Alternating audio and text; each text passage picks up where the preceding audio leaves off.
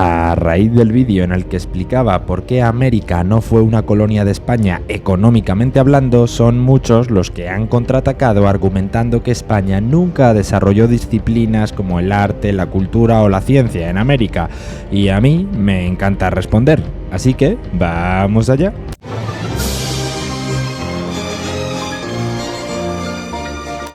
Para dar respuesta a esto, vuelvo a citar al formidable artículo de Santiago Berbel en la revista Laus Hispaniae, titulado «España tuvo colonias, una revisión todavía necesaria». Y digo vuelvo porque ya lo usé para desmontar desde el punto de vista económico la posibilidad de que América fuese una colonia de España. Pero no nos quedemos solo en el ámbito económico, vamos a atender también a esa serie de características artísticas o científicas. Miren, la sociedad colonial es un tipo particularmente deprimente de sociedad. La vida en las colonias suele girar siempre alrededor de la maximización de la explotación de las materias primas que luego serán enviadas a la metrópoli, y el desarrollo del arte, la arquitectura y la ciencia no suele nunca estar entre las principales preocupaciones de los gobiernos metropolitanos. El desarrollo de ese tipo de cuestiones es desde el punto de vista utilitario absolutamente ineficiente si se tiene en cuenta la razón de ser de la colonia. Teniendo en cuenta la absoluta ausencia del florecimiento de las artes y de las ciencias en los territorios coloniales y suponiendo que la monarquía hispánica fue un ejemplo paradigmático de expansión colonial, podemos tomar a la misma como el caso más ineficiente entre los colonialismos. En efecto, la dejadez artística, arquitectónica y científica no fue nunca un rasgo de los dominios españoles en el Nuevo Mundo. De hecho, los ejemplos de la diversa y masiva producción artística y arquitectónica son muy abundantes. Una muestra es el barroco andino, cuna de majestuosas obras arquitectónicas como la Iglesia de la Compañía en Quito, o el barroco novohispano, cuyos exponentes idearon edificios cuya esencia supo mezclar la realidad europea y la indígena con maestría única, como bien lo demuestra, por ejemplo, el bellísimo templo de San Francisco de Acatepec. En el campo de la escultura, por su parte, la Escuela de Quito no tuvo nunca nada que envidiarle a los mejores escultores europeos. En efecto, los miembros de esta escuela adquirieron fama mundial por su trabajo, y en el caso del maestro Manuel Chili Capiscara, quien por cierto era indígena, el mismísimo Carlos III llegaría a afirmar que no le preocupaba que Italia tuviera a Miguel Ángel, en tanto que en América su majestad ya contaba con el maestro Capiscara.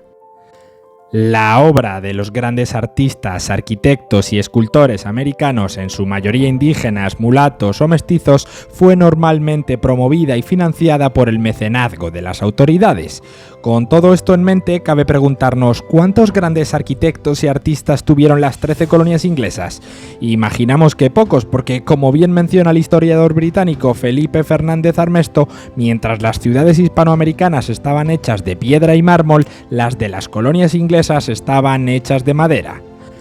¿Cuántos maestros escultores tuvo el África occidental francesa? No muchos, porque la producción artística de esas zonas durante sus respectivos periodos coloniales sufrió un estancamiento casi absoluto. Que se nos recuerde, de ser posible, el número aproximado de grandes obras literarias producidas por el Santo Domingo francés o la Jamaica inglesa, porque dudamos mucho que esos territorios hayan tenido siquiera algo parecido al Inca Garcilaso de la Vega. Los hispanoamericanos tampoco se quedaron atrás en lo tocante a la inversión científica durante los 300 años de virreinato. Las autoridades castellanas se esforzaron por compartir su tecnología con los pueblos americanos incorporados a la monarquía, razón por la cual la inversión científica en las Indias se estableció tempranamente, allá por el siglo XVI, y se mantuvo hasta el colapso del imperio. Ya desde que el poder institucional castellano se impuso en América, la corona promovió el establecimiento de instituciones educativas que promovían la enseñanza científica. Miren, hubo una época inmediatamente después de la conquista en la que la Iglesia imaginó un vasto panorama para elevar a la población indígena en una generación o dos a un nivel de cultura similar al europeo, y hubo un excelente comienzo, especialmente en la Nueva España. Probablemente el más famoso de estos primeros colegios fue el de Santa Cruz, en Tlatelolco, en el barrio indio de México. Estaba anexo al convento franciscano de Santiago. Allí estudiaban indios y españoles a quienes se les enseñaba enseñó latín, retórica, lógica, filosofía, música y medicina mexicana. La escuela tuvo maestros eminentes españoles y franceses, tales como el gran antropólogo Bernardino de Sahagún, Juan Focher o Juan de Gaona, de la Universidad de París. Los escolares, según parece, mostraban extraordinaria aptitud para adquirir las nuevas disciplinas y muchos de ellos se convirtieron en excelentes latinistas, llegando incluso a superar a clérigos europeos.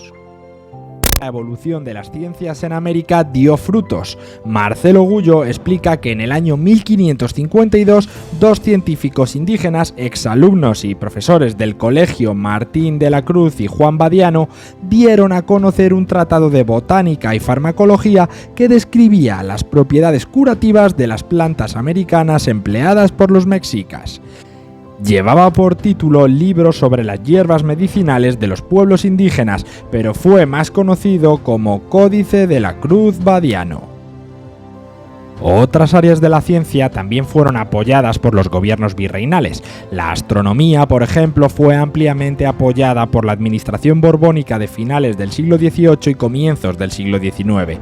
Por esto, el primer observatorio astronómico de toda América no estuvo ni en Nueva York, ni en Washington, ni en ninguno de esos campus de prestigiosas universidades estadounidenses que para entonces, con muy pocas excepciones, no existían. Estuvo realmente en la ciudad de Bogotá, la capital de un país que, en contraste con la tan odiada época que tachamos de colonial, invierte hoy apenas el 0,3% de su PIB en investigación y desarrollo, y que, de no ser por páginas web de descarga ilegal de artículos científicos, no tendría siquiera investigación en sus universidades. Sería interesante hacer un recuento de las grandes escuelas de medicina en las colonias inglesas o francesas y de los desarrollos médicos y astronómicos en los mismos territorios, así como el rol que los indígenas, americanos, africanos o asiáticos, tenían en esa producción de conocimiento. Pero tenemos que nuestra pesquisa concluiría rápido por una simple razón: este tipo de establecimientos no solían existir en las colonias de otras potencias europeas, y cuando existían, el estatus de las instituciones era puramente simbólico y totalmente inferior a aquellas de la respectiva metrópoli, y su funcionamiento nunca contribuyó al desarrollo científico de las sociedades coloniales en las que se establecían.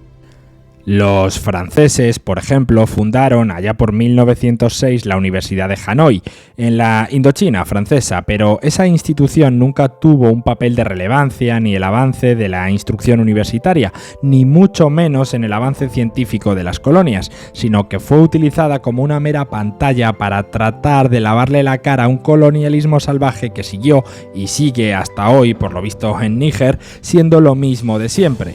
La creación de la Universidad de Hanoi era sobre todo un símbolo político y no un instrumento destinado a la educación. Es como si fuese una especie de enseñanza fantasma.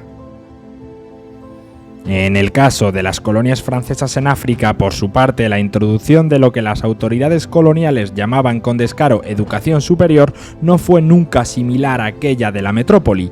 Esto queda en evidencia cuando uno se entera de que la enseñanza de las escuelas de medicina en el África occidental francesa no le otorgaba a los graduados negros el mismo estatus del que gozaban los médicos metropolitanos. En tanto, los franceses impartían una enseñanza incompleta a los estudiantes africanos, haciendo que estos no pudieran aspirar sino al título de médico africano, que era profundamente inferior al de un médico propiamente francés. Uno de los personajes que sufrió este tipo de discriminación fue nada más y nada menos que Félix Houphouët-Boigny, primer presidente de la Costa de Marfil independiente, quien tuvo que conformarse con una enseñanza médica incompleta en la Escuela de Medicina del África Occidental francesa, solo por el hecho de ser negro y haber nacido en las colonias. Aparentemente, para el imperialismo francés, el lema de pacotilla de liberté, égalité, fraternité aplicaba solo para los metropolitanos blancos. En el caso de Inglaterra, ciertamente los ingleses fundaron un total de 9 instituciones universitarias en sus colonias. Sin embargo, esas instituciones nunca desarrollaron avances científicos de relevancia. En tanto, muchas veces la instrucción estaba limitada al estudio bíblico. El estudio de otras áreas como las ciencias exactas estaba fuertemente conectado a un solo grupo social, los blancos, protestantes y ricos. Los negros no tuvieron nunca la oportunidad de entrar a los pocos establecimientos educativos fundados por los ingleses, mientras que los indígenas ni siquiera entraban en la ecuación porque o ya habían sido exterminados, siguiendo la política inglesa de que el único indio bueno es el indio muerto, o estaban soportando la peor de las condiciones en el marco de un orden social que ni siquiera reconocía su existencia. Después de todo, y como bien explica el célebre historiador británico John Eliot, los indios que residían dentro de los confines de los asentamientos británicos solían vivir el peor de los infiernos. No eran asimilados, pero al mismo tiempo tenían dificultades para mantener el grado de identidad colectiva que se encontraba en tantas comunidades indígenas de la América española. Ya sabéis que el que controla el presente manipula el pasado y a los hispanos nos han robado hasta el derecho a la memoria. Solo quitándonos la venda de la leyenda negra nos daremos cuenta de la importancia de nuestro legado y, como siempre digo, unidos somos imparables. Muchísimas gracias a todos los que estáis compartiendo mis vídeos y os suscribís al canal. Ya sabéis que eso me ayuda a llegar a más personas y no olvidéis que si queréis contraargumentar algo os leo en los comentarios. Así que venga, recoge y dale a me gusta. Que nos vamos.